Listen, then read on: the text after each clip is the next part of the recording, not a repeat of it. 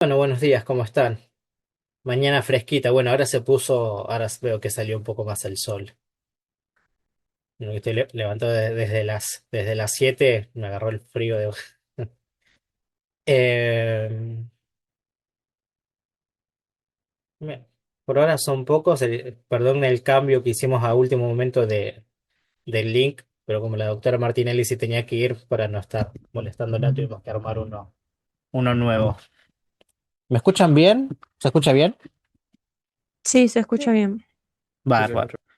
Bárbaro, porque justo al finalizar la clase anterior me empezó a andar medio mal el internet, así que cambié los datos. Si en alguna parte se entrecorta o algo, me avisan, ¿sí?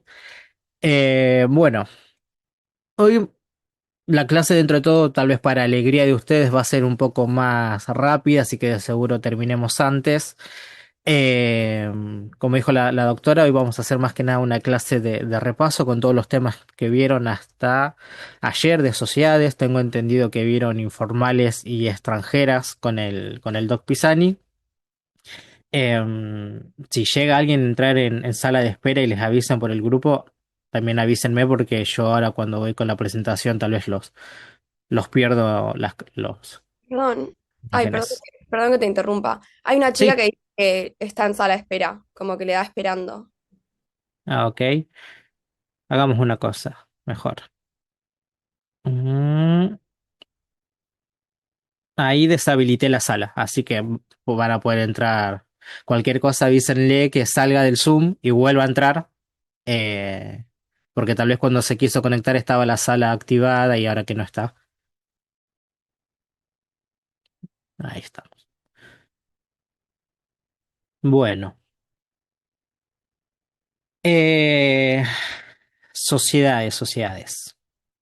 Sabemos que la sociedad, la descripción o el concepto legal que tenemos es el artículo 1, que dentro de toda esta terminología legal básicamente podemos resumir que la sociedad termina siendo un acuerdo de voluntad común, es un contrato societario que le da vida a una nueva personalidad jurídica, eh, es entre dos o más personas cuando es un acuerdo de voluntad común o una declaración unilateral de voluntad cuando es a través de una sola persona, que como saben, con la nueva regularización, ahora se pueden constituir sociedades con una sola persona. Ese acuerdo de voluntad o esa declaración unilateral está arreglada para agruparse o para fundar esta sociedad con el fin de realizar operaciones, negocios comerciales, participar del comercio, de esa organización de los factores de producción y también justamente con la intención de perdurar en el tiempo, más allá de que se pueda en algún momento causar la extinción de la vida de las personas humanas que la integran.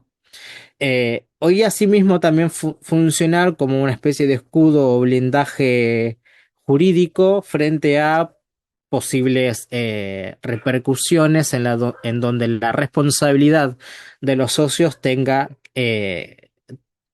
que activarse por fuera de la responsabilidad misma de la sociedad, ¿sí? Porque siempre recordemos que una sociedad es una persona jurídica diferente de los socios que lo integran, y de esto entonces sabemos que tiene su propio patrimonio, puede contraer sus propias obligaciones, puede contraer sus propios derechos, etcétera. Bien, entonces, partiendo de la vista jurídico, la sociedad es ese sujeto de derecho que le va a permitir realizar todas esas actividades, ese objeto por el cual nace, poseer su patrimonio, contraer las obligaciones en propio nombre de la sociedad, que eso siempre el que obliga a la sociedad frente a terceros es el representante legal, que es uno de los órganos que estamos viendo en cada tipo societario.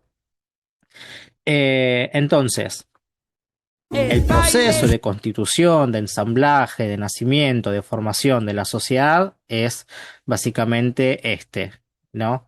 O el acto, mejor dicho, perdón, constitutivo, que es esa redacción del contrato o estatuto social que cada uno ya realizó. que tiene que tener las cláusulas sobre su funcionamiento, los socios que le integran, en el caso de que cuáles son las causales para su disolución, cómo va a ser la liquidación.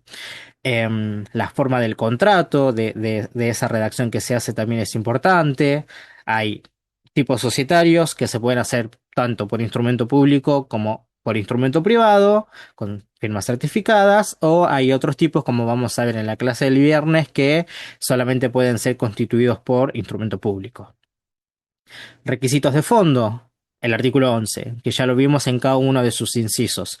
Ese documento tiene que tener los datos de los socios, el nombre que va a tener la sociedad, el domicilio, el objeto social, el capital social, el plazo de duración, etcétera. Y acá yo quería hacer una aclaración. Me acuerdo que había sido en esta comisión que en la clase pasada me habían preguntado, y a mí a veces me pasa que, por ejemplo, después tal vez hago también la aclaración en el nombre social, que un nombre social puede tener denominación social o razón social, que son cosas diferentes. Lo mismo es el domicilio y la sede. En la clase pasada, una estudiante de acá me había consultado y en mi cerebro quería tratar de recordar cuál era el que es más sencillo colocar en el estatuto por cuestiones más que nada técnicas o burocráticas, mirando si en el futuro la ubicación de la sede social o donde tiene el asiento principal la sociedad cambia, entonces después hay una reforma. Entonces, habíamos dicho correctamente que el domicilio siempre hace alusión al ámbito o a la jurisdicción, a la ciudad donde se encuentre, donde se va a encontrar el establecimiento principal de la sociedad. Por ley, sí o sí el domicilio o la sede tienen que estar, una de las dos. Mayoritariamente se escoge el domicilio, a diferencia de la sede, que la sede es la calle, el número exacto donde se va a encontrar la sede principal, donde van a ser vinculantes todas las notificaciones legales que se realicen.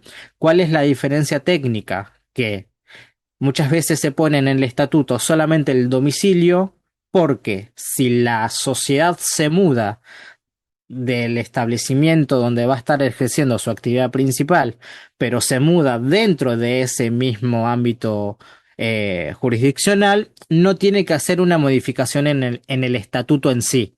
Simplemente tiene que notificar al órgano de contralor con un documento aparte cuál va a ser la nueva sede o el nuevo la nueva, sí, nueva calle, nuevo número donde se va a encontrar la sociedad, ¿sí? Es con un documento aparte. Ahora, en el caso de que esa sociedad haya puesto en su estatuto la sede, en el caso de que se mude, ahí tiene que hacer una reforma del estatuto, y para hacer una reforma del contrato constitutivo de la sociedad se requieren mayorías especiales dentro del órgano de gobierno, que es el órgano que toma las decisiones dentro de la sociedad, ¿sí? Eso lo van a ver mucho más en profundidad cuando tengan la materia de sociedades, cuál es la mayoría simple, mayoría absoluta, mayoría necesaria por cantidad de o integrantes o de los socios que efectivamente asistieron. Ese es todo un mundo aparte, ¿sí? Pero quería dejar bien claro cuál es la diferencia, y en qué radica esta de por qué escogemos uno y por qué escogemos otros. Es más que nada por trámites burocráticos o legales necesarios.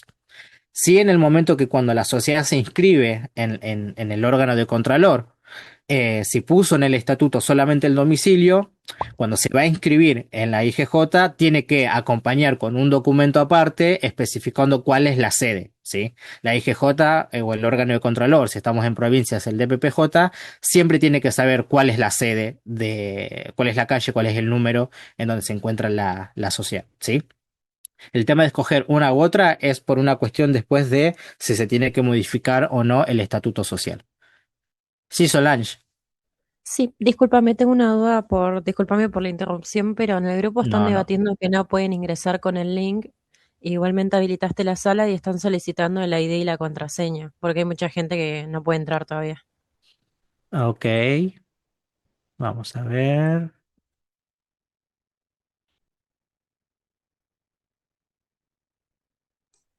Profe, siguen diciendo que hay gente que no puede entrar.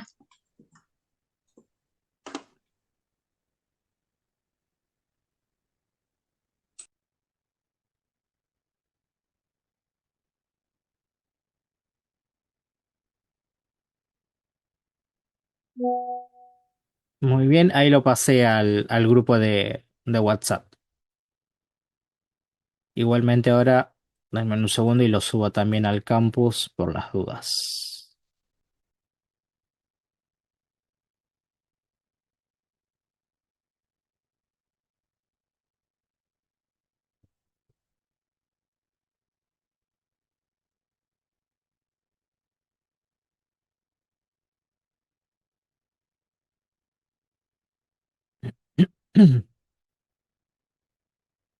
Muy bien, listo.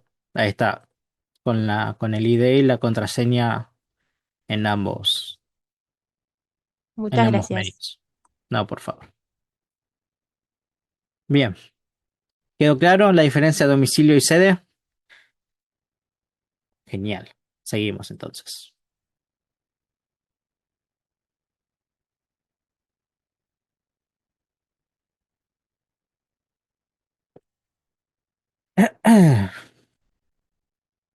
Bueno, los órganos. Como estamos viendo, ya se ha visto los tipos societarios de personas, sociedad colectiva, en comandita simple.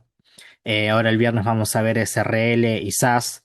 Eh, Para que una sociedad funcione, así como toda persona humana que tiene órganos que la componen para poder funcionar y tener vitalidad, las sociedades tienen sus cuatro órganos necesarios. Acá me puso dos veces el de fiscalización la IA en el armado de la presentación. Tenemos el órgano de gobierno, que va a ser la reunión de socios o la asamblea, dependiendo del tipo societario, va a ser el nombre que tenga, que va a resolver todos los temas de disposición, aprobar gestiones de los administradores, establecer los objetivos que se van a tener que cumplir en determinado plazo de tiempo.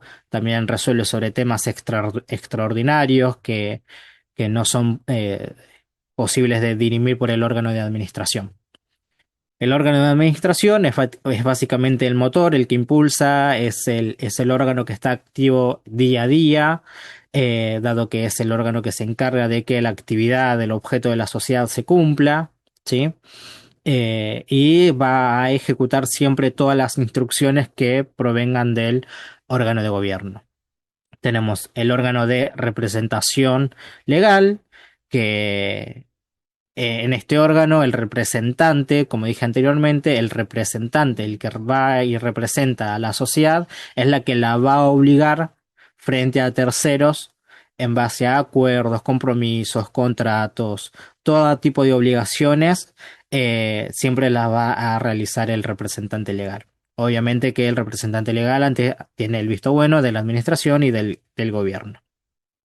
Y tenemos el órgano de fiscalización, que justamente fiscaliza, controla, vigila a los restantes órganos, al de administración, al de gobierno y al representante, ¿sí? Actúa en defensa de los derechos de los socios, la legalidad de todos los actos sociales que se realicen. Puede ser este órgano llevado a cabo por una sindicatura o un consejo de vigilancia. ¿Cuál es la diferencia entre ambos? Que la sindicatura, los síndicos, los que pertenecen al grupo, a este órgano, si los socios deciden por una sindicatura, bueno, los síndicos tienen que ser abogados o contadores, ¿sí? Con título habilitante, matrícula al día, etcétera, etcétera, etcétera. Si escogen por el consejo de vigilancia puede estar integrado por los mismos socios de la sociedad o, en su caso, tal vez por algún tercero que quiera incorporar, ¿sí? Primordialmente, o como en el principio básico, este órgano de fiscalización generalmente no se usa, no es obligatorio para las sociedades, salvo en los casos del artículo 299 de la Ley General de Sociedades, que ahí tiene diferentes incisos en los que establece cuándo va a ser obligatorio que haya órgano de fiscalización, ¿sí? Mayoritariamente a los que se les obligan son a las sociedades anónimas o a las sociedades de responsabilidad limitada, cuando pasan, por ejemplo, uno de los incisos dice, que fue actualizado hace poco, cuando pasan el techo de los 2.000 millones de pesos o más, bueno, ahí sí o sí tienen que tener un órgano de fiscalización obligatorio, ¿sí? Después, mayoritariamente es optativo. Sí, Solange. Sí, tengo una consulta. En el órgano de fiscalización nombraste a los síndicos. Tal vez me esté confundiendo, pero es totalmente diferente a los síndicos de concursos y quiebras, ¿no? Sí, sí, sí, sí, sí. Son Totalmente completamente diferente. diferentes. Ok, Completamente diferentes. Sí, sí, sí. bien. Viene ahí Profe, la diferenciación. profe, qué artículo era? El artículo 299 de la Ley General de Sociedades. Perdón. Ay, perdón, alguien está levantando la mano antes. No, no, sí, Solange ya le había contestado. Ok. Perdón. ¿Podrías repetir la diferencia entre sindicatura y consejo de vigilancia, porfa? Sí, Ok, gracias. si los socios escogen que haya un órgano de fiscalización que esté controlando los demás órganos y desean que, o acuerdan, mejor dicho, no desean, acuerdan que sea una sindicatura, bueno, esa sindicatura, los que lo van a integrar se van a llamar síndicos y tienen que ser o abogados o contadores. Si escogen el Consejo de Vigilancia, en el Consejo de Vigilancia los que van a integrarlo pueden ser los mismos socios. No tienen que ser abogados o contadores obligatoriamente. Si escogen la sindicatura, sí, tienen que ser o abogados o contadores. Muchas gracias. No, por favor. Bien, entonces esos son los 4 órganos que vamos a ir estudiando después en cada tipo societario. Eh, yo acá agregué algo porque no lo había visto en la guía positiva de la profe del otro día, que igual en el manual del libro del doc está, que son los derechos de los socios. En sí los derechos de los socios son muchos. Eh, pero estos 3 son importantes. Generalmente también ahí les tiro un tip, son preguntas de examen. Tenemos el derecho de receso, tenemos el derecho de preferencia y tenemos el derecho de acrecer, ¿sí? El derecho de receso es ese derecho que va a asistir o que tiene un socio para poder irse de la sociedad, retirarse. Eh, no me quiero meter mucho en esto, pero hay momentos en el que el socio se puede ir, no se puede ir cuando quiere en sí. ¿Sí? Hay momentos específicos en el que el socio puede ejercer su derecho de receso para irse de la sociedad y que le paguen la participación societaria que él tiene. ¿Sí? Tienen que tener esto, que el derecho de receso es el derecho que tiene el socio a poder retirarse o irse de la sociedad y que le paguen, le abonen, le compren su participación societaria. ¿Sí? Después tenemos lo que es el derecho de preferencia. Esto es como una cadena. Cuando se activa uno, se activan los demás. Eh, más específicamente con el derecho de preferencia y a crecer, por lo general los dos son concurrentes. Cuando se ejerce uno, se ejerce el otro. ¿Por qué? Porque el derecho de preferencia es el derecho que tienen los socios para poder adquirir nuevas participaciones dentro de la sociedad en proporción a las que ya tienen, ¿sí? Que puede ser cuando se decide que haya un aumento de capital o justamente cuando un socio al ejercer su derecho de receso se quiere ir, bueno, los socios que ya integran la sociedad tienen preferencia frente a terceros para poder adquirir esa participación societaria. Es decir, por ejemplo, tenemos una sociedad entre el doctor Pisani, la doctora Martinelli y yo. Yo me quiero ir. Y como me quiero ir porque, no sé, ellos escogieron que vamos a hacer una transformación. Vamos a cambiar de sociedad colectiva a sociedad en comandita simple y yo no estoy de acuerdo. Se lograron las mayorías, se hizo la transformación, pero como yo no estoy de acuerdo, bueno, levanto la mano y digo, ejerzo mi derecho de receso para irme, cómprenme mi parte societaria, ¿sí? Páguenme mi participación. Bárbaro. Entonces, tengo dos opciones. Se las puedo vender a los socios de la sociedad o se la puedo vender a un tercero que quiera ingresar a la sociedad. Por ejemplo, el doctor Palma. El doctor Palma me quiere comprar mi participación societaria para participar en la sociedad. Pero ahí los socios tienen esto, el derecho de preferencia frente a terceros. Es decir, si el doctor Pisani y la doctora Martinelli no quieren que haya un tercero nuevo o que haya un tercer socio nuevo integrante en la sociedad, sino que la sociedad continúe con ellos dos, bueno, ejercen el derecho de preferencia para comprar mi parte y así también evitar que entre un tercero nuevo a la sociedad, ¿sí?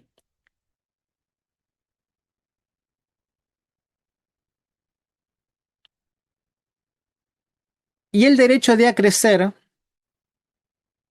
es el derecho que le permite a un socio adquirir o suscribir la participación social que otro socio no quiso o no pudo adquirir cuando ejerció su derecho de preferencia, ¿no? Es decir, yo me quiero ir de la sociedad. Está en venta mi participación societaria. La doctora Martinelli no ejerce su derecho de preferencia. Dice, yo no quiero más participación societaria de la que ya tengo. Ahí entonces el doctor Pisani no solamente hace uso de su derecho de preferencia frente a un tercero, sino que también hace uso de su derecho de acrecer. Es decir, como la doctora Martinelli no quiso ejercer su derecho de preferencia frente a la posibilidad de adquirir una mayor participación societaria comprando mi parte, bueno, el doctor Pisani no solamente ejerce el derecho de preferencia sobre una parte, sino que ejerce también el derecho de acrecer sobre la parte que la doctora Martinelli no quiso. ¿Sí? Por eso es que digo que son como encadenados.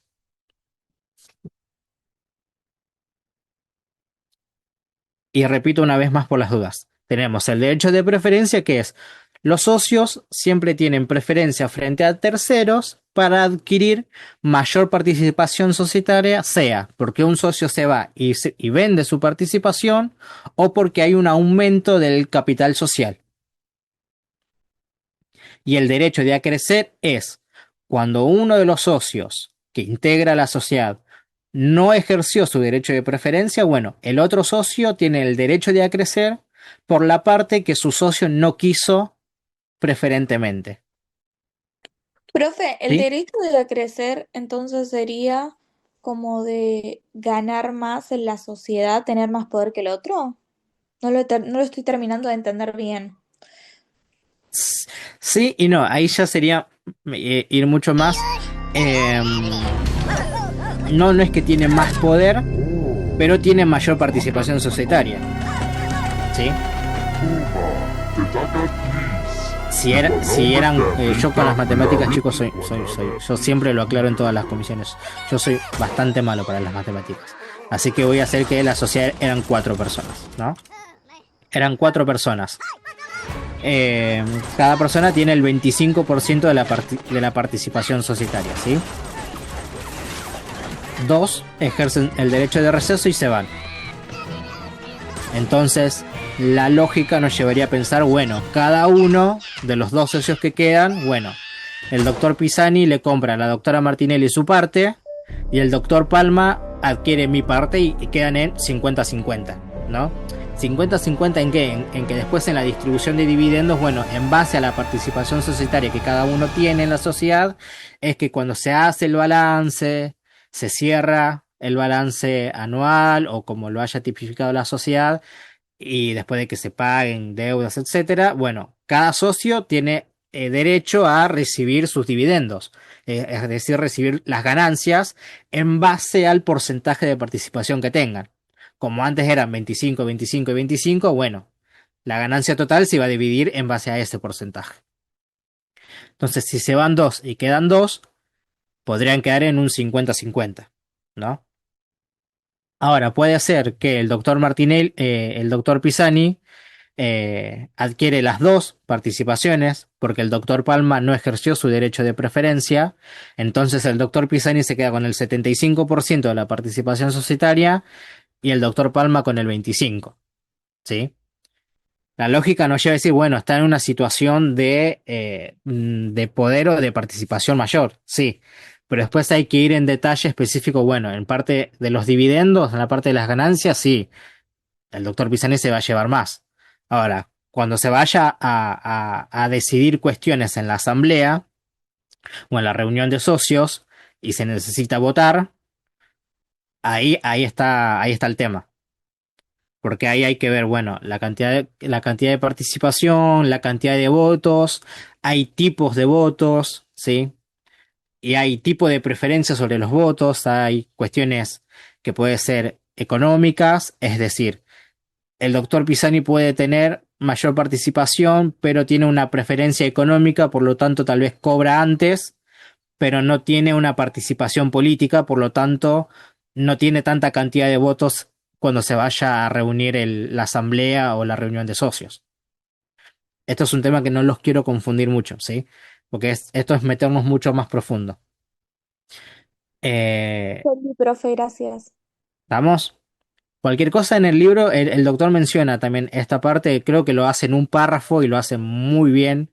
El libro del doc es un resumen extraordinario, ¿sí? Pero lo importante que sepan de estos tres tipos de derecho para esta materia es qué significa cada uno, ¿sí? No le vamos a solicitar esta profundidad. Bueno, ¿qué pasa si uno tiene más preferencia de voto o no? Eso, como digo, en sociedades ya ahí les van a romper la cabeza con esa parte. Cuál tiene voto privilegio político, cuál tiene económico, ¿sí? No se pueden ambos, etcétera. ¿Sí? Pero acá lo importante es que sepan esto. El derecho de receso es el derecho que tienen los socios para irse de la sociedad. El derecho de preferencia es que los otros socios tienen preferencia a adquirir la participación del societario que se va frente a otro tercero que quiere ingresar. Y el derecho de acrecer es el derecho que tiene un socio para incrementar su participación societaria cuando otro socio no ejerció su derecho de preferencia. ¿Quedó? Igual esto reléanlo, léanlo nuevamente de la bibliografía hasta que quede bien. Mm. Bueno, otra de las cuestiones que hemos estado viendo es la transformación, que es ese instituto jurídico que nos brinda, que le brinda, mejor dicho, la ley a las sociedades, para que si se decide adoptar un nuevo tipo social diferente al que se tenía originalmente, lo pueden hacer. Es decir, si nació como una sociedad colectiva, pero ahora por decisiones de los socios se quieren transformar en una sociedad de capital-industria, bueno, pueden hacer esa transformación, ¿sí?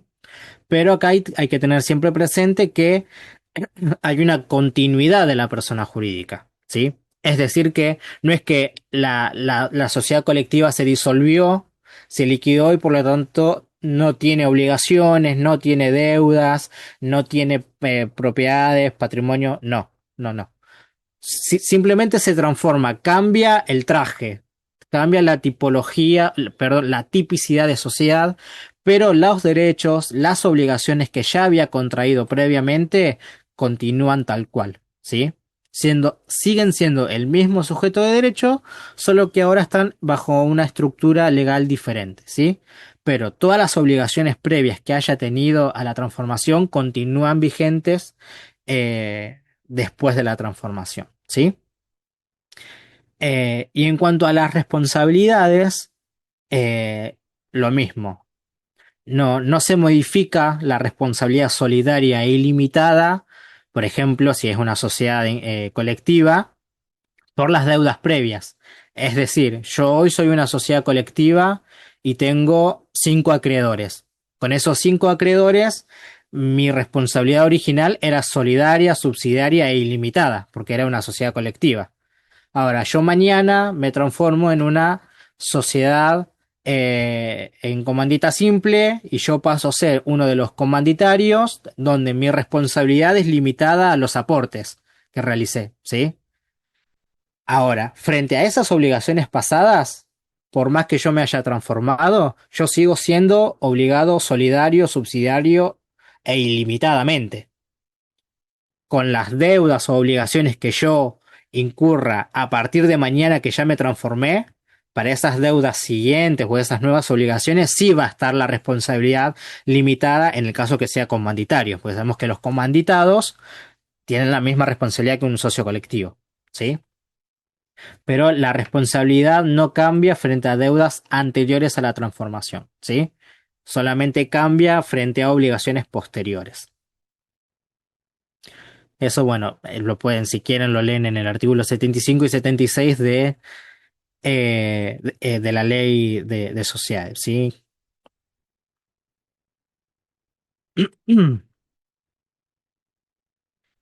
Bueno, un dato de color también. Esto es para los que sean curiosos y les guste y tengan tiempo para leer.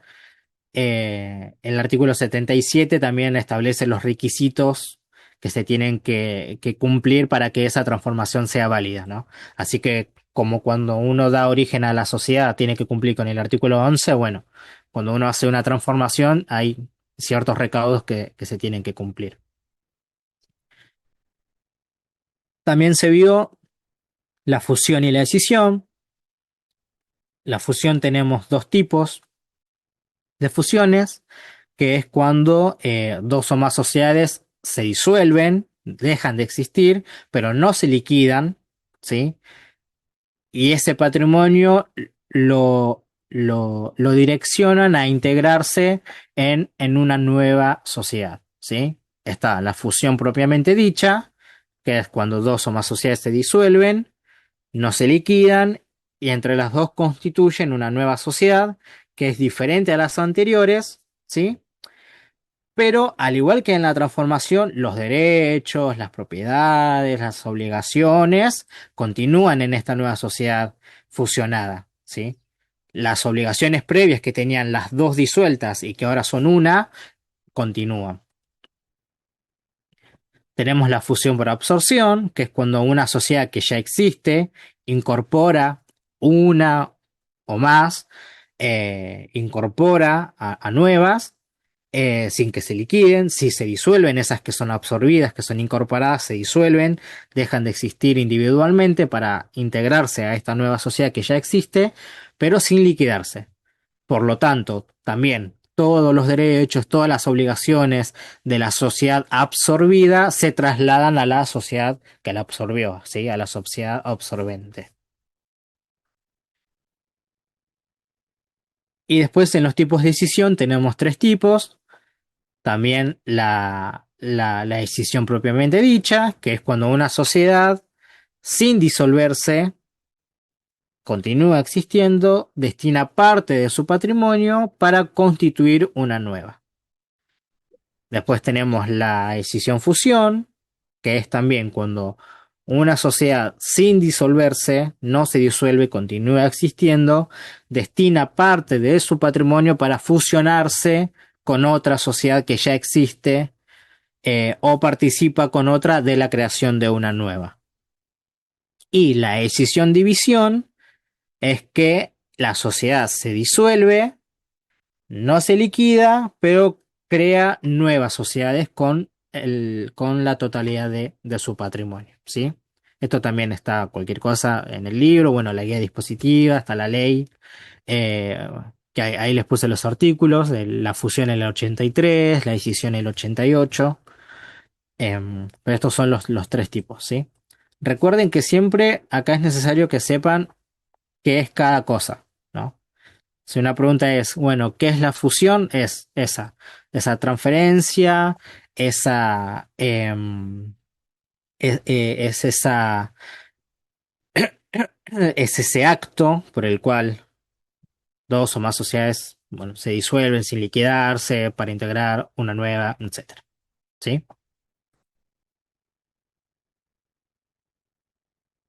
Bien. Acá están los tres tipos societarios que vimos hasta el momento. Sociedad colectiva, sociedad en comandita simple, sociedad de capital e industria. Siempre recuerden que lo importante de cada tipo societario es saber cómo están integrados sus órganos, cuáles son los nombres, quiénes los llevan a cabo, cuál es la responsabilidad social de los socios, ¿sí? Eso siempre son los dos ejes siempre importantes que tienen que saber, ¿sí? Lo de Profe, el ¿puede nombre repetir social, los ejes? Perdón, ¿puede repetir los ejes? sí. Los órganos, gobierno, administración, representación, fiscalización, tienen que saber cómo funciona en cada tipo societario, ¿sí?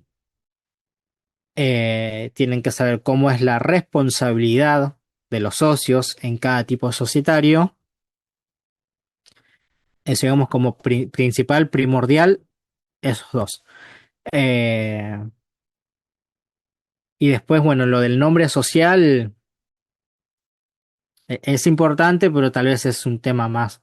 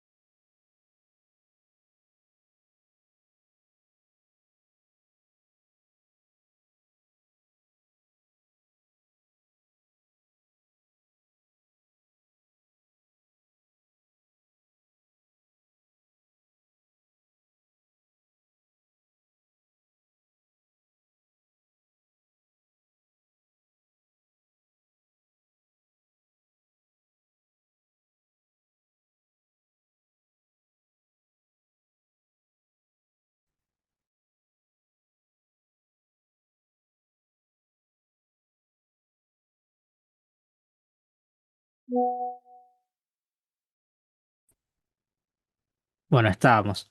Le estaba diciendo que después lo de lo del nombre social, siempre las sociedades tienen un nombre social.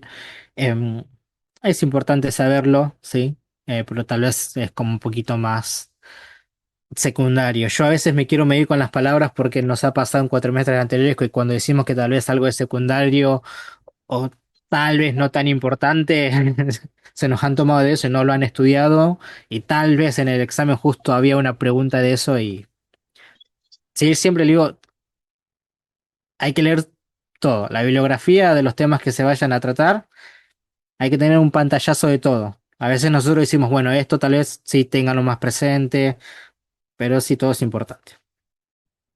¿Sí? Pues bueno, pero siempre, primordialmente, por cómo se ha manejado siempre la cátedra y todo lo demás, siempre lo de la responsabilidad y los órganos es primordial. Así como el artículo 1 de sociedades y que no se confunda nunca sociedad con empresa, esto es así de primordial. Bien, vimos que la sociedad colectiva em, se encuadra dentro de las sociedades de personas. Básicamente es la sociedad por excelencia dentro de las sociedades de personas porque el vínculo de confianza que tiene que haber entre los socios es fundamental, ¿no? Eh, Este tipo societario tiene una sola categoría de socios, ¿sí? Donde la responsabilidad de ellos va a ser subsidiaria, ilimitada y solidaria, ¿sí? Por las obligaciones sociales. ¿Sí? Cuando no puede responder, no tiene con qué responder la sociedad, ahí se quita el velo protector o la capa protectoria de la persona jurídica y se va contra los socios. Y sabemos que ellos tienen esto, ¿no? Subsidiaria, que es, sabemos que el acreedor primero siempre tiene que intimar y buscar ejecutar los bienes de la sociedad. Tiene que atacar el patrimonio de la sociedad porque es la persona jurídica comprometida, ¿sí?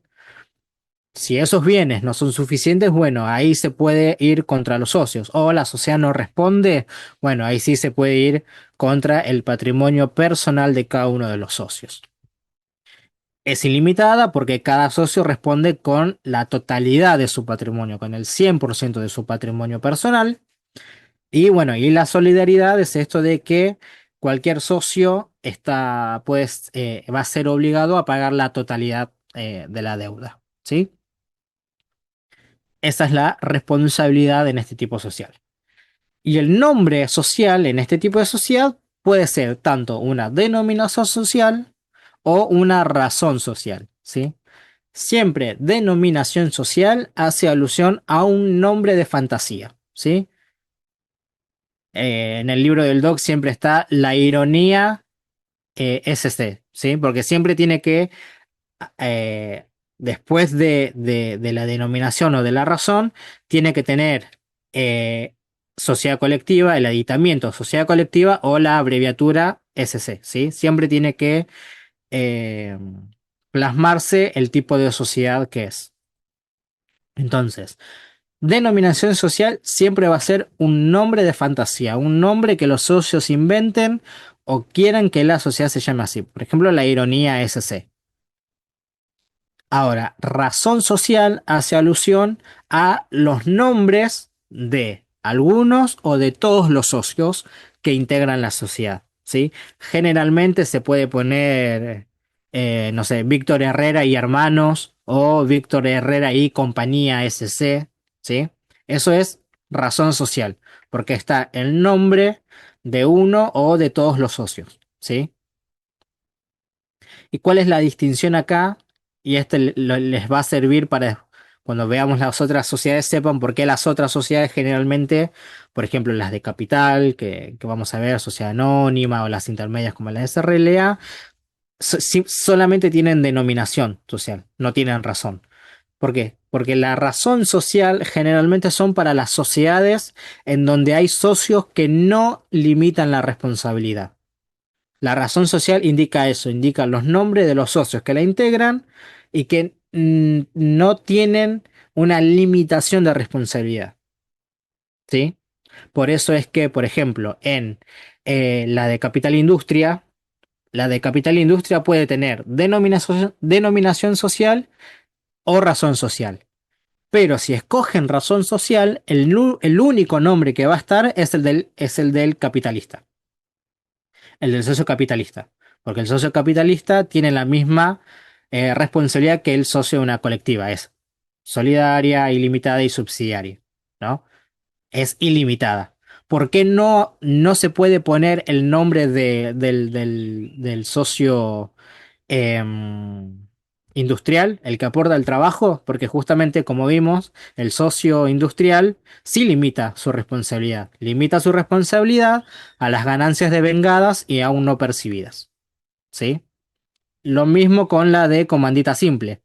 Si la de comandita simple usa razón social, solo puede poner el nombre del socio comanditado, que es el que no limita responsabilidad. ¿Sí? Esa es la diferencia de por qué una y por qué otra. Denominación, nombre de fantasía. Razón, nombre de los socios, pero los nombres de los socios tienen que ser la de los que no limitan su responsabilidad. Bien. Los órganos en la sociedad colectiva vemos que el de gobierno está a cargo de la reunión de socios, ¿sí? Que ya vimos que el órgano de gobierno, bueno, es el que hace todas las decisiones. Por ejemplo, si se va a hacer un aumento de capital, tiene que ser una decisión unánime, y bueno, etcétera, etcétera. Eh, no es tan importante eso ahora. Pero bueno, el órgano de gobierno está a cargo de la reunión de socios, así se llama, reunión de socios. El órgano de administración puede ser individual o plural. Cualquiera de los socios puede integrar el órgano de administración. Recuerden que eso siempre se estipula en el estatuto, ¿sí? Eh, Todo lo que es las sociedades colectivas, si yo mal no recuerdo, lo van a encontrar en la sección primera del capítulo 2 de la Ley General de Sociedades. Ahí también está todo, es bastante clara la ley en ese sentido. Pero bueno, el órgano de administración acá se llama así, órgano de administración, ¿no? El órgano de representación va a ser ejercido por los que integran el órgano de administración, ¿sí? También se llama así órgano de representación, no tiene otro nombre. Y para este tipo social no se prevé la obligación del órgano de fiscalización, así que eso es optativo de los socios. Generalmente nunca se escoge, pero la ley lo deja ahí optativo, ¿sí? Y acá, por aplicación del artículo 55 de la Ley General de Sociedades, todos los socios tienen derecho a poder realizar un control individual, pedir, no sé, las actas, pedir balance para hacer algún control. em, También se deja esa opción. En las sociedades de comandita simple, bueno, acá sabemos que tenemos dos categorías de socios, ¿sí? Siempre recuerden eso, dos categorías de socios. Tenemos por un lado al comanditado, que responde igual que el socio de la colectiva, de forma ilimitada, solidaria y subsidiaria, y el comanditario, ¿sí? Que limita su responsabilidad exclusivamente al capital que se obligó a aportar, ¿sí? Yo acá siempre, los doctores se ríen, pero yo cuando estudié esta materia, que también la estudié con los doctores, ellos en su momento habían hecho una memotécnica, una memoria técnica para acordarse de algunas cosas, y a mí en ese momento me había causado gracia, que lo había dicho la doctora Martinelli, que dice esto de comanditado, comanditado, perjudicado, los dos terminan en ado, ¿no? Que el comanditado es el que, si queremos decir, más perjudicado es porque es el que responde de manera ilimitada con todo su capital, ¿sí? Porque acá a veces, como después tenemos que ver SRL, SA, SAS, SAU, estas cuestiones mismo técnicas les ayuda. Siempre recordar que este tipo societario tiene dos tipos de socios. Uno es el más perjudicado, comanditado, y el otro, bueno, el comanditario, que limita su responsabilidad.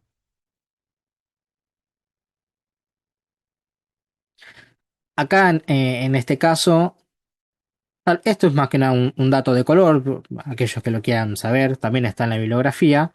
Em, Siempre en las sociedades, cuando los socios van a aportar para tener su participación societaria, pueden contraer la obligación de dar o de hacer, ¿sí? Dar algo o hacer, realizar algo. En este tipo societario, los comanditarios, los socios comanditarios, solamente tienen la obligación de dar, o sea, no pueden obligarse a hacer, tienen la obligación de dar, el socio comanditario.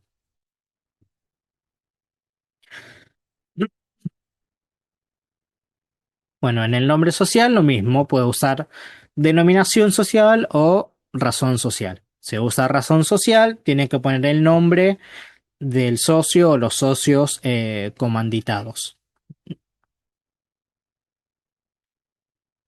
Eh, el órgano de gobierno también es la reunión de ambas categorías de socios, ¿sí?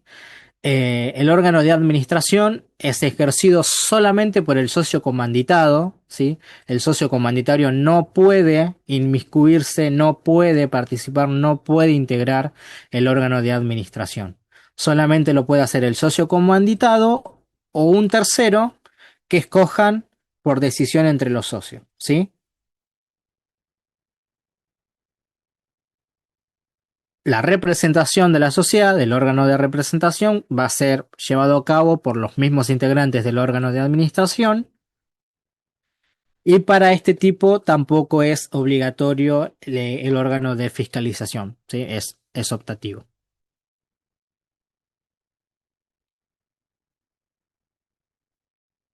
Sociedad de capital e industria, tenemos lo mismo, dos categorías de socios. Acá generalmente vemos bien las obligaciones de dar y hacer, ¿sí? Porque el socio capitalista es el que aporta en dinero, ¿sí? Y su responsabilidad, sabemos bien que es como el de la sociedad colectiva, ilimitada, solidaria y subsidiaria. Y el socio industrial, bueno, se obliga a hacer, aporta su capacidad, su fuerza de trabajo y simplemente va a responder de manera limitada a las ganancias devengadas y no percibidas. Yo por las dudas voy a hacer la aclaración que devengada es decir aquello a lo que ese socio tiene derecho a percibir por su trabajo, justamente, ¿no? Todos los que están en relación de dependencia tienen todos los meses van devengando un determinado sueldo. No tienen derecho a cobrar ese sueldo, ¿no? Todo el mes de marzo se cobra, sabemos, en los primeros días de abril ahora. Bueno, lo mismo pasa acá. El socio industrial solamente va a responder con aquello que tiene derecho a que se le pague o a la parte que tiene derecho a recibir, siempre y cuando aún no lo haya percibido. Es decir, en palabras básicas, que esté en la caja de la sociedad, que no fue el socio industrial y lo percibió, lo cobró, lo sacó, lo tiene él ya en su poder, ¿sí? Eso es devengada y no percibido. Tiene derecho, pero aún no lo cobró. Entonces, con eso responde el socio industrial. Después, nombre social, lo mismo, puede tener razón social o denominación. El órgano de gobierno es igual, es la reunión de socios de ambas categorías. El órgano de administración puede ser ejercido por cualquiera de los dos socios, de manera conjunta o no, plural o individual. Eso es, como siempre reitero, eso siempre se ve en cada estatuto en particular, ¿sí? Para esta parte de la administración de este tipo societario también se le es aplicable la sección 1 del capítulo 2. Las mismas reglas que para la administración de una sociedad colectiva lo pueden implementar la sociedad de capital e industria. Después, el órgano de representación, lo mismo, lo ejercen los que integran el órgano de administración. Y para el órgano de fiscalización, de vuelta, lo mismo, no es obligatorio, es optativo.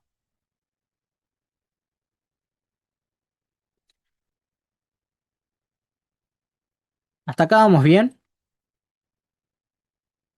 ¿Se entienden las responsabilidades, los órganos de estos tres tipos societarios? ¿Sí? Después, cuando veamos los otros dos, ahí se van a ver las grandes traspolaciones o las grandes diferencias que hay entre este tipo de societarios que prácticamente no se usan. Ya prácticamente no existen, salvo, como bien la doctora Martinelli dice, las de comandita simple para farmacias, pero que también es un tema a, a debatir, porque también depende de donde esa farmacia esté. Por ejemplo, en provincia de Buenos Aires hay un gran tema porque hubo una actualización de la ley de farmacias que en ciertos casos permite la SRL, la Sociedad de Responsabilidad Limitada, que vamos a ver el viernes. ¿Sí? Esto también es un dato de color y de actualidad. ¿Sí? Siguen estando las comanditas simples para farmacias, pero hay la sociedad colectiva y la SRL están ahí también como optativas para ciertos casos eh, farmacéuticos. Les quise traer este dato de color de actualidad para que vean que esto que hablamos en teoría en la práctica pasa, pero se está actualizando constantemente. Bueno, esto es lo de la responsabilidad subsidiaria, cómo funciona, la responsabilidad limitada solidaria que ya lo expliqué. Ayer sé que vieron las sociedades, como dije, sociedades informales, de hecho, o de la sección cuarta, como al doc más le gusta decir, eh, tras la reforma de la ley y la unificación del código, y la de sociedades extranjeras. Yo no soy muy experto en estos dos tipos de sociedades, más en las de sociedades extranjeras, pero voy a tratar de hacerles un repaso de lo básico o esencial que se necesita para esta parte. Bueno, las sociedades de la sección cuarta Antes se denominaban irregulares o atípicas también, porque van a ver que el doc en el libro explica de esta manera que una sociedad nació con la intención de ser una sociedad típica o una sociedad regular. Por ejemplo, nació con la intención de ser una sociedad colectiva, pero en el interconstitutivo, es decir, en el camino, en el proceso de realizar el acto constitutivo, cumplir con las formalidades del artículo 11, inscribirlo en el órgano de Contralor, algo pasó en el medio que rompe ese interconstitutivo y no se llega a regularizar. Entonces el doctor siempre dice, por decanto cae dentro de la irregularidad. Hoy en día se les dice informales. ¿Por qué? Porque antes a las irregulares la ley dentro de todo las trataba mal. Les reconocía cierta personalidad jurídica, pero muy mínima, muy básica. Hoy en día ya es considerada también una persona jurídica al 100%, ¿sí? Por más que no esté regularmente constituida, ¿sí? Entonces, estas sociedades informales son las que no se constituyeron con sujeción a los tipos legales previstos que ya vimos, o que omitieron requisitos esenciales, por ejemplo, del artículo 11, o incumplieron con formalidades. Por ejemplo, redactaron el estatuto, para ellos quedó muy lindo, tal vez el abogado que les redactó el estatuto no tenía mucho conocimiento del tipo societario que les estaba redactando, lo llevó a la IGJ, al órgano de Contralor, para inscribirla. El órgano de Contralor no se la acepta, se la deniegan por haber omitido, ¿no?, un inciso, no sé.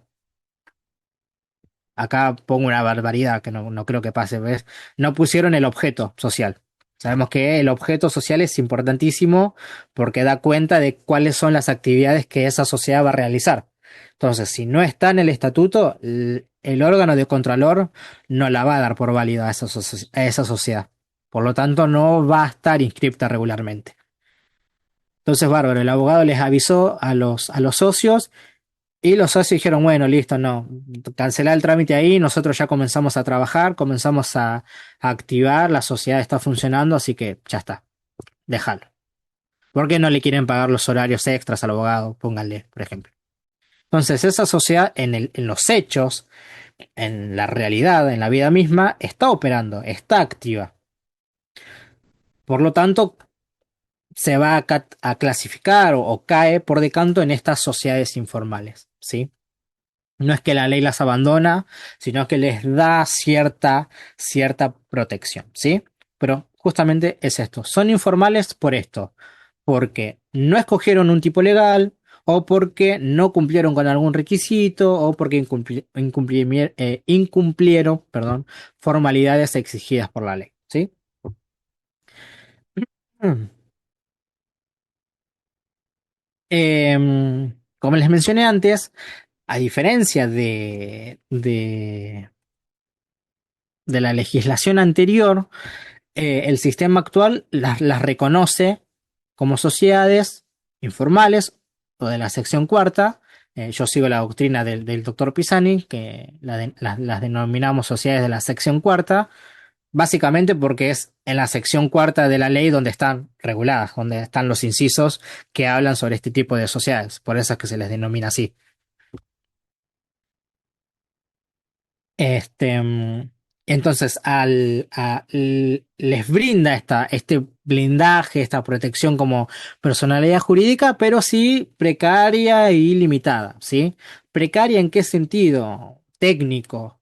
Por ejemplo, las disoluciones.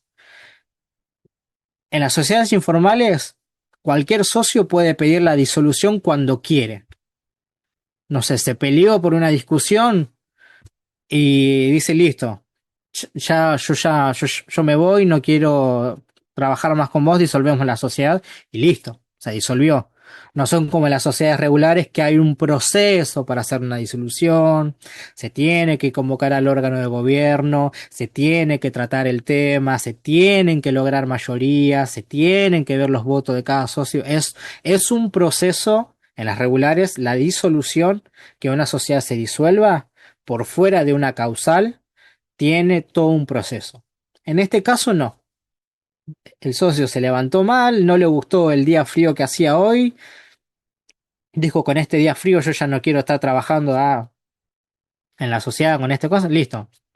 Lo llama y le dice, che, ¿sabes qué? Disolvemos la sociedad, se acabó.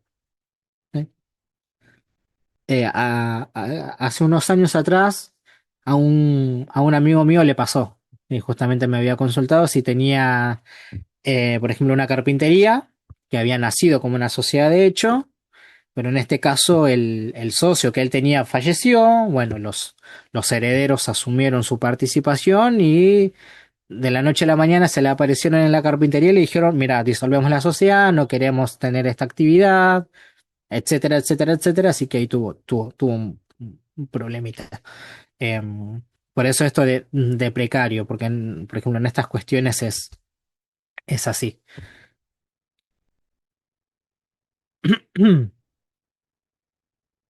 Después, en cuanto a la responsabilidad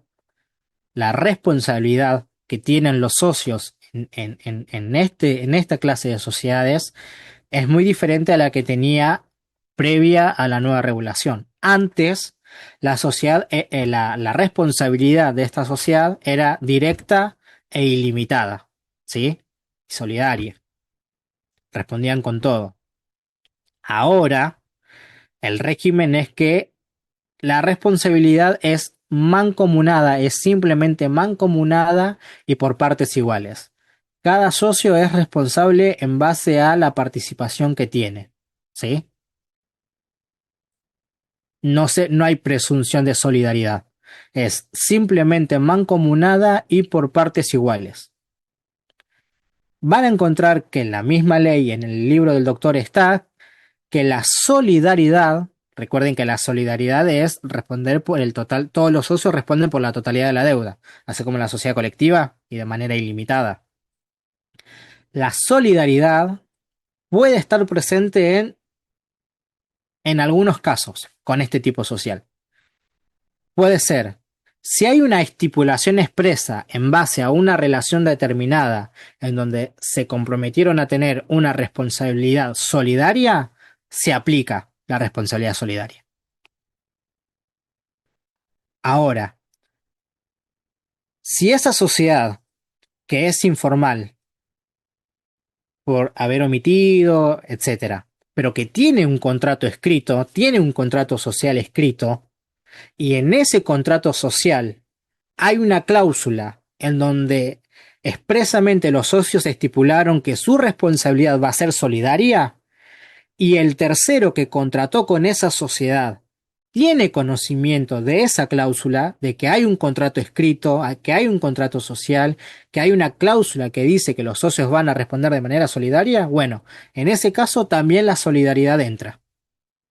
En el caso que haya un contrato social escrito y que haya dentro de ese contrato una cláusula que especifique la solidaridad.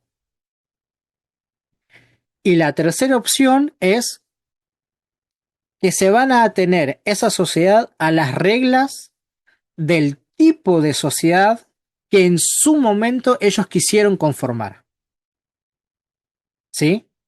Pero acá, ojo, porque si esta sociedad, como dijimos, nació con la intención de ser una sociedad colectiva, escribieron el estatuto, pero no lo inscribieron, bueno, por lo tanto son informales, pero como ellos habían manifestado la voluntad de ser una sociedad colectiva, por lo tanto, responder como socios de una sociedad colectiva de manera subsidiaria, ilimitada y solidaria, en ese caso la solidaridad también se va a aplicar. Ahora, van a ver bien el viernes. Tenemos, por ejemplo, la sociedad de responsabilidad limitada, que ya el mismo nombre nos indica que los socios tienen responsabilidad limitada. ¿sí? El nombre de la sociedad básicamente nos da a conocer la responsabilidad de los socios, ¿sí? Esto es como un spoiler del viernes. Ahora, si esta sociedad informal quiso constituir una SRL donde hay limitación de responsabilidad, o por ejemplo, mejor una SA, mejor una SA, no los quiero confundir porque en la SRL una línea de solidaridad que lo van a ver bien específico. En la sociedad anónima no. En la sociedad anónima hay responsabilidad limitada y listo. No hay solidaridad. Esto también es un spoiler, ¿sí? Si esta sociedad informal quiso nacer como una sociedad anónima donde no hay solidaridad, no es que en los hechos va a actuar como una sociedad anónima. No es que va a venir el tercero acreedor y ellos van a responder de manera limitada. No, van a responder de manera mancomunada porque son una sociedad informal. Solamente la solidaridad se activará cuando en su momento quisieron nacer con un tipo de sociedad que tiene prevista esa solidaridad, ¿sí?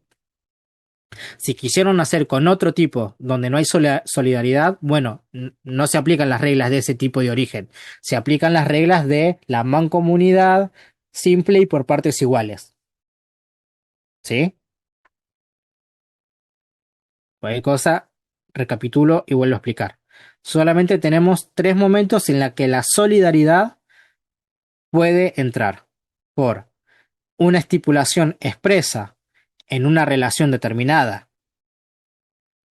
por una cláusula que tengan dentro del contrato social que tengan escrito y que el tercero tenga conocimiento de esa cláusula al momento de contratar con esa sociedad,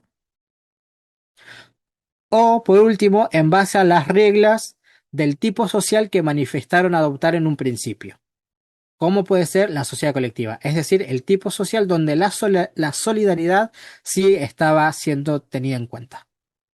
Perdón, yo tengo una pregunta. ¿Cuál fue la segunda que dijiste? Es la única que me faltó anotar. Lo de la Es, estipulación expresa la primera, después la del medio, me faltó.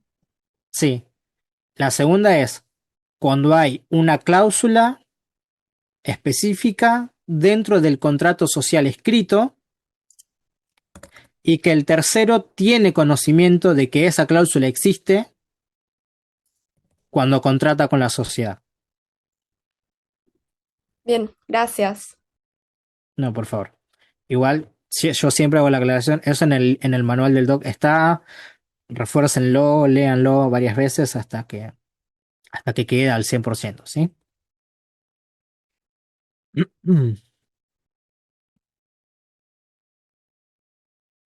Bueno, después en cuanto a la representación y administración, eh, eso se ve hay que ver cada tipo informal, porque si ellos tienen un contrato social donde hay cláusulas en donde estipularon, bueno, el órgano de gobierno va a ser así, el órgano de administración va a ser así, bueno, esas cláusulas de administración y de gobierno entre los socios es ley, porque entre ellos redactaron ese contrato social, entonces entre ellos deben cumplirlo, ¿sí?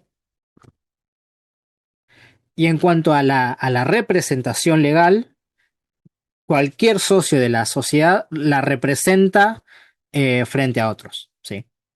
Todos representan a la sociedad, o sea, todos pueden obligar a la sociedad. En el caso de que haya en el caso de que tengan un contrato social donde estipulen que solo Víctor Hugo va a ser el representante legal y solamente él, bueno, cada vez que Víctor Hugo vaya y representando a la sociedad para obligarla, tiene que exhibir ese contrato. Tiene que decir, acá estipulamos que yo soy el único representante de esta sociedad que es informal, ¿sí?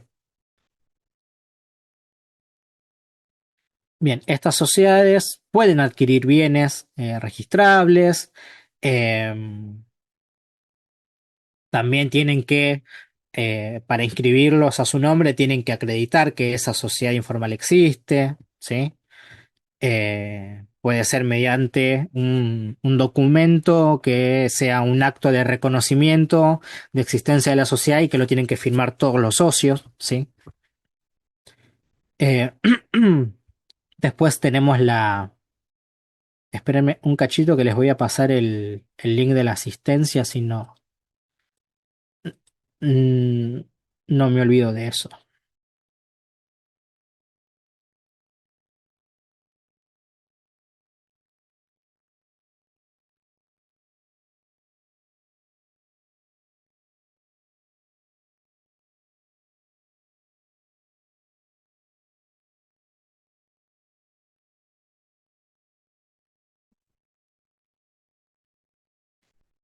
Mm.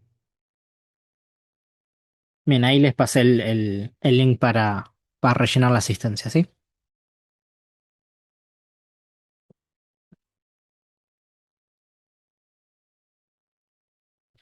Bien, después tenemos el Instituto de la Subsanación. Subsanar prácticamente es tipificar a la sociedad. Es decir, se cansaron de ser informales, eh, y hay unanimidad en los socios en que quieren ser una sociedad colectiva. Bárbaro. A través del puente de la subsanación pueden pasar de ser una sociedad informal a ser una sociedad colectiva, ¿sí? Dejan de estar en la informalidad para ahora ser una sociedad regular, ¿sí? Eso es básicamente la subsanación.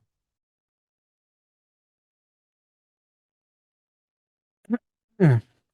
Bueno, y por último, las sociedades extranjeras.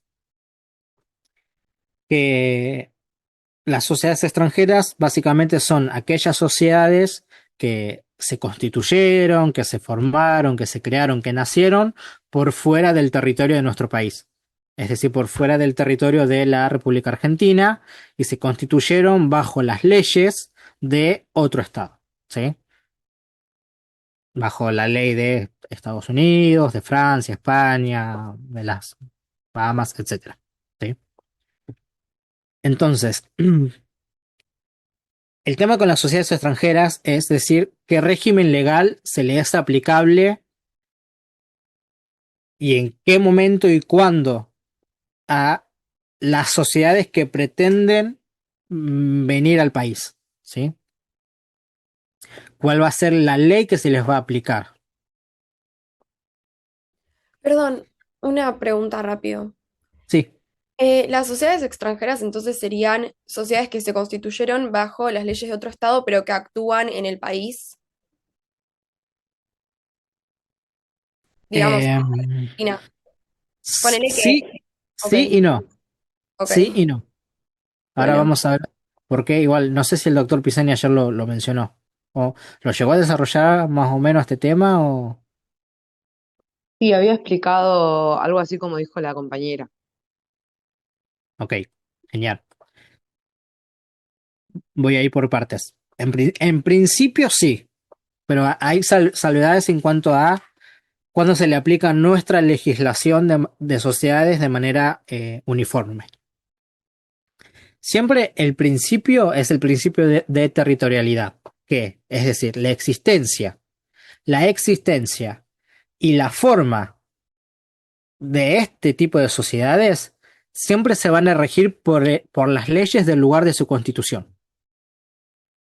Siempre se rigen la existencia y la forma en base a la ley del lugar de su constitución. Es decir, si viene una sociedad de Estados Unidos a Argentina, yo no le puedo obligar a que cumpla con el artículo 11 de la Ley General de Sociedades de acá, porque ella nació y se constituyó en Estados Unidos, y en Estados Unidos cumplió con las exigencias de existencia y de forma de ese territorio judicial, ¿sí? Entonces, una sociedad viene acá, yo no le puedo exigir o darla por existente porque no cumple con nuestras formas. Por eso es el principio de territorialidad. Si cumplió con las formas del lugar donde se constituyó, es una sociedad 100% válida. ¿Sí? Y acá el doc siempre hace también una aclaración, es decir, más que nada también doctrinariamente y también para tener ahí en el cerebro sobre la nacionalidad. ¿Sí? Las personas físicas tenemos nacionalidades. Las personas jurídicas, no. Se utiliza la palabra nacionalidad para referirse al lugar donde fueron constituidas o inscriptas, ¿sí? Pero nacionalidad, como la palabra misma lo dice, nacionalidad es más que nada para personas humanas. Para las personas jurídicas solamente se utiliza para decir, bueno, esta sociedad jurídica se constituyó como dijimos, en Estados Unidos, o en Uruguay, o en Chile. Para eso sirve nada más. No es que le van a dar la visa a, a una persona jurídica para que venga y todo lo demás. No tiene que estar en migraciones la persona jurídica. Bien, y ahora vamos a las actuaciones que esas sociedades tienen cuando vienen a nuestro país. Y la ley distingue tres tipos de actividades que una sociedad extranjera puede desarrollar en el país. Una sociedad extranjera puede venir a realizar actos aislados y por actos aislados se toma todo acto que esté por fuera de su objeto principal, ¿sí? Fuera de su ejercicio habitual, fuera de la...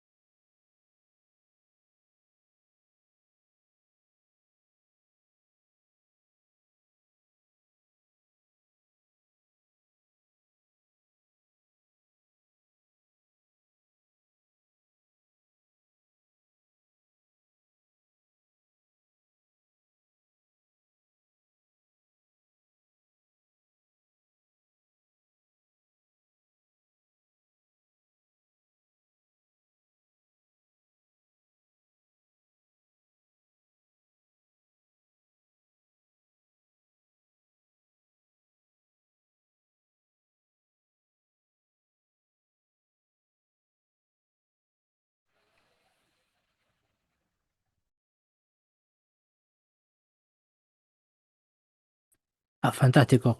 Tenía miedo de que el Zoom fuera a tardar porque hubo un momento en el que si uno abría más de 3 veces seguidas el Zoom, tenías que esperar 10 minutos hasta que te habilitaba la plataforma a abrir una nueva sala.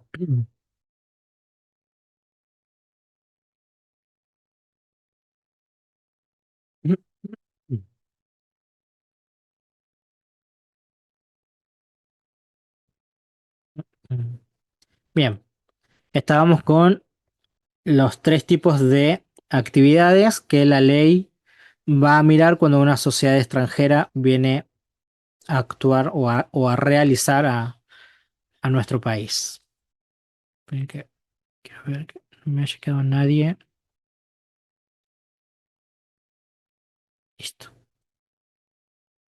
Bien, había arrancado diciendo que una de las actividades son los actos aislados, que son actos que no están integrados o que no participan dentro del objeto primordial por la cual esa sociedad existe o nació.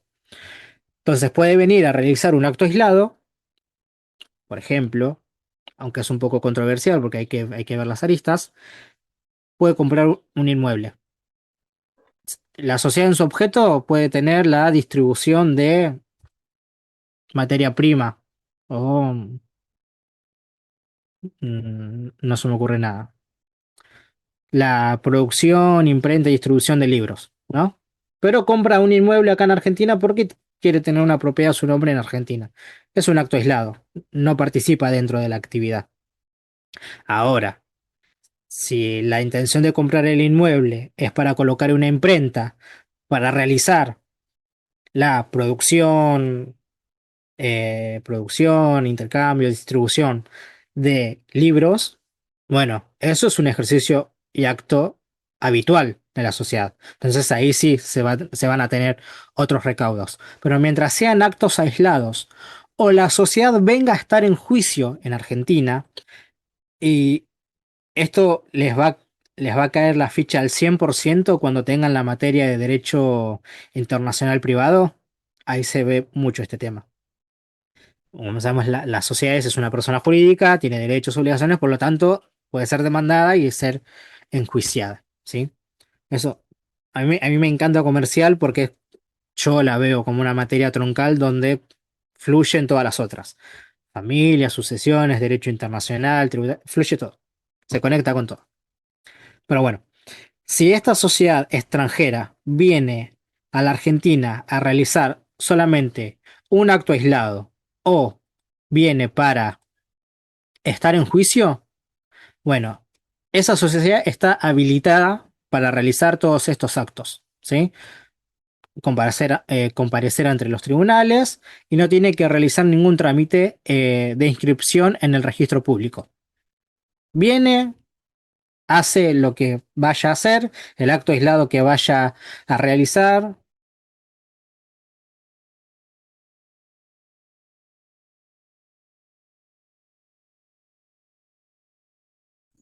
Profe se tildó, o a mí sola se me tildó. No, no se tildó. No, Se se tildó. tildó, se tildó.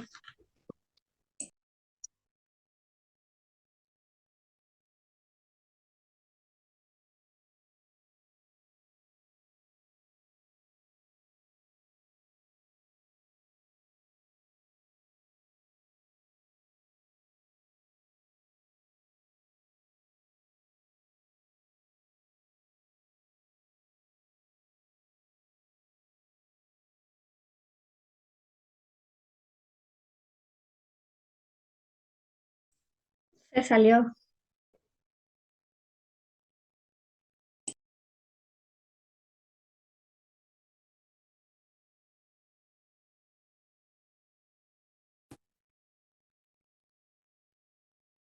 Ahí volví, se me fue el internet, perdón.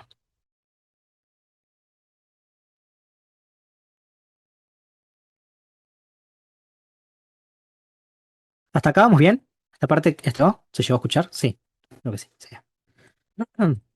Bien, las otras actividades que la ley contempla son la de justamente el ejercicio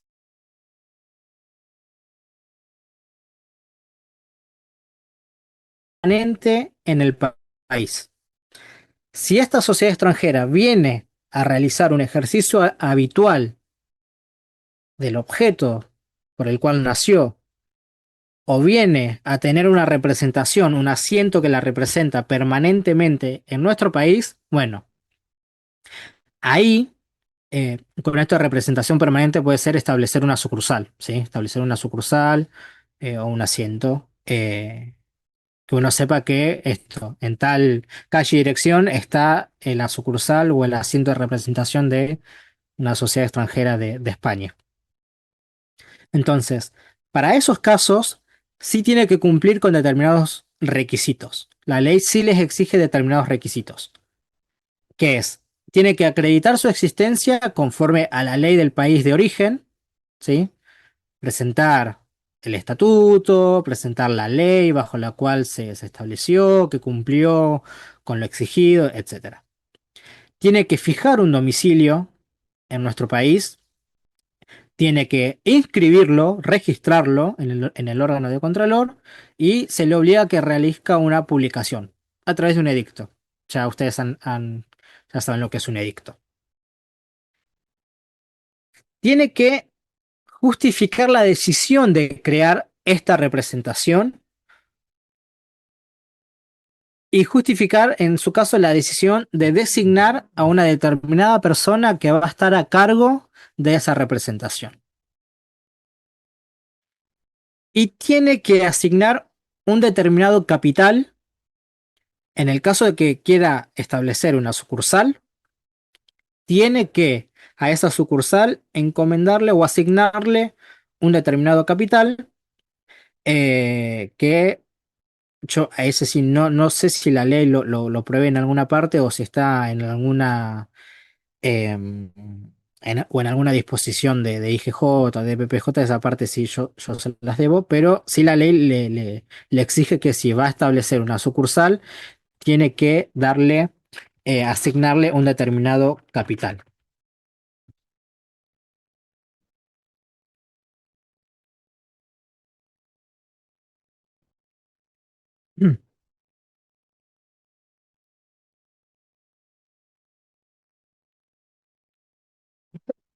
Ahora bien, si esa sociedad extranjera, y esta es la última actividad que ve la ley, si esa sociedad extranjera viene para constituir una nueva sociedad en Argentina, en nuestro país, a crear una sociedad local, bueno, para constituir esa sociedad o para participar dentro de una ya existente, tiene que acreditar su constitución legal previa en su país y tiene que inscribir toda su documentación que la habilita como tal en el registro público de nuestro país. Se tiene que inscribir, se tiene que registrar.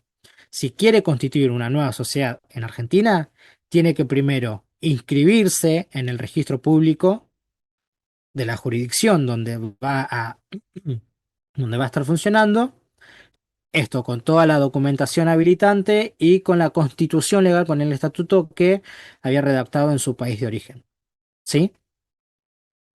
Esas son las tres actividades que ve la ley. Si hay actos aislados y tiene que estar en juicio, no tiene que hacer ningún trámite, no se tiene que inscribir, no tiene que crear una sucursal, no tiene que crear una representación permanente, nada.